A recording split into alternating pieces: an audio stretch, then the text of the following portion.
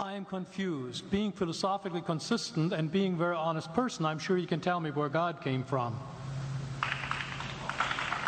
And in addition, once you've told me where God comes from, please try to clarify how you can figure that a spiritual force can have an impact on a material universe to create it. You got 5 minutes.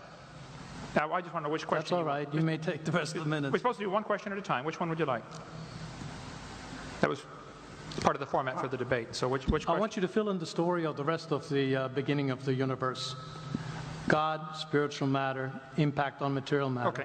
So 2 questions. All right. Go ahead. All right, your question, where did God come from, assumes that you're thinking of the wrong, obviously it displays that you're thinking of the wrong God, because the God of the Bible is not affected by time, space, or matter. If he's affected by time, space, or matter, he's not God. Time, space, and matter is what we call a continuum. All of them have to come into existence at the same instant, because if there were matter but no space, where would you put it? If there were matter and space but no time, when would you put it? You cannot have time, space, or matter independently. They have to come into existence simultaneously. The Bible answers that in 10 words. In the beginning, there's time. God created the heaven, there's space, and the earth, there's matter.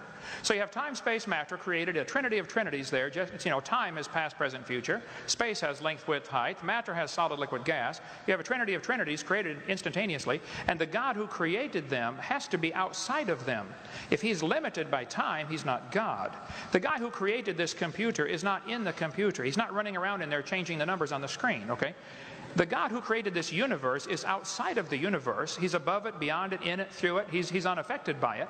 So the concept that a spiritual force cannot have any effect on a material body, well then I guess you'd have to explain to me things like emotions and love and hatred and envy and jealousy and rationality.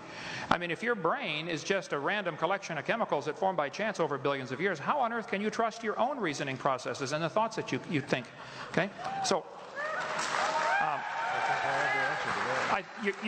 your question, where did God come from, is assuming a limited God.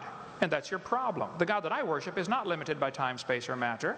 If I could fit the infinite God in my 3-pound brain, he would not be worth worshiping, that's for certain. So that's the God that I worship. Thank you.